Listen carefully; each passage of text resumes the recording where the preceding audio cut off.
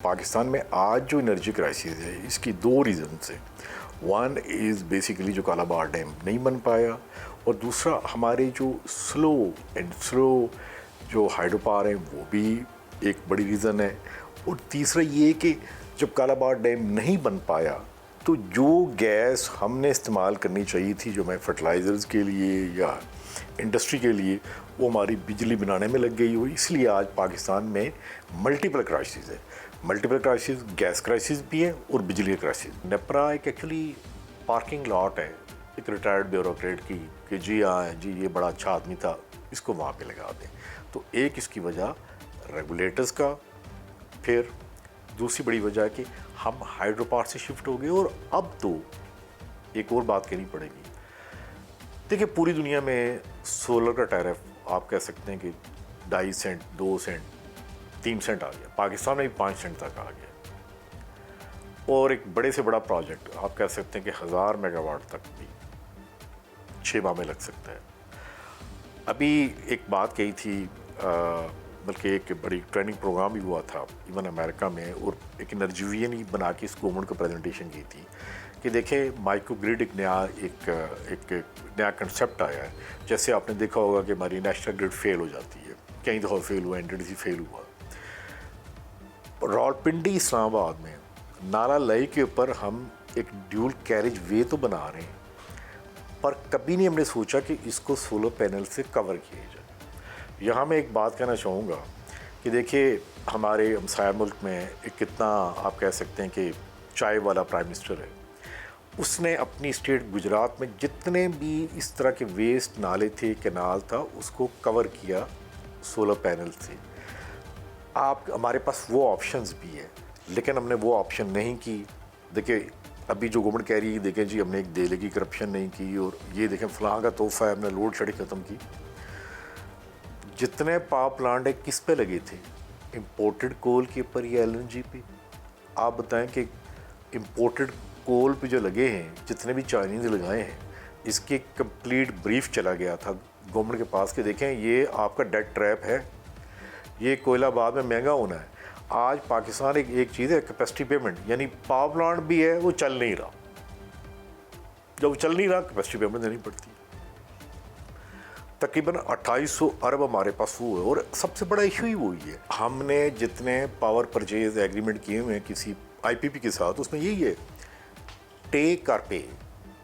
ٹیک اور پے کا مطلب یہ ہے کہ یا تو بجلی لیں یا ہمیں پیسے دیں. اور یہ اس کی مثال یوں بھی ہے کہ جو آپ آن لائن ٹیکسی بھی لیتے ہیں تو دیکھیں گاڑی چلے نہ چلے، جب آپ کے دروازے پہ آ گئی ہے سارا دن کھڑی رہے، آپ کو پیسے دینے پڑیں گے.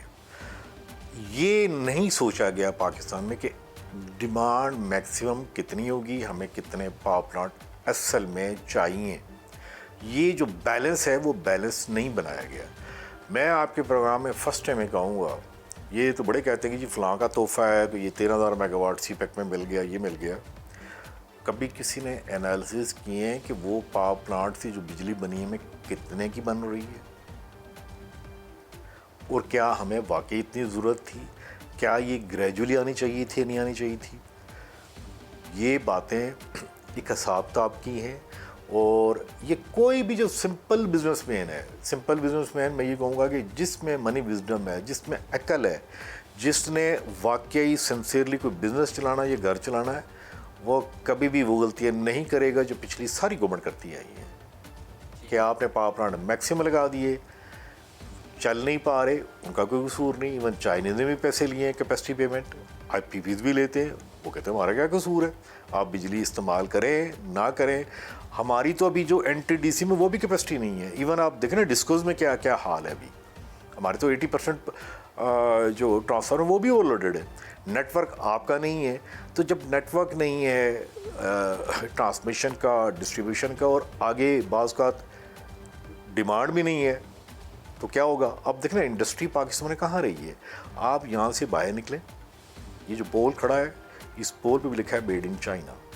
یہ بھی حقیقت ہے کہ آپ ایون اس کمرے میں آپ دیکھیں گے تو ٹائل سے لے کے سوئچ تک یہ بھی چائنیز کے ہیں. یعنی یہاں پہ مینوفیکچرنگ بند ہو گئی. جب مینوفیکچرنگ آلموسٹ زیرو ہو گئی ہے، ہمارا انڈسٹری میں استعمال نہیں ہو رہی، تو بجلی کے جو ہم نے جو اسسمنٹ کی تھی کہ جی اتنی اس کی ڈیمانڈ ہوگی، وہ ڈیمانڈ نہیں ہے، گریجولی کم ہو رہی ہے. ہمارے ہاں تو یہ حال ہے کہ ہم وہ نعرے لگا رہے ہیں، خوشیوں منا رہے ہیں، جی آج فتح کا دن ہے کہ ہم رشیا سے آئل لے کے آ گئے، جس کا پتہ چلا کہ جو حقیقت بھی ہے کہ جس کا پاکستان میں آئل کی قیمتوں پہ کوئی اثر نہیں پڑے گا.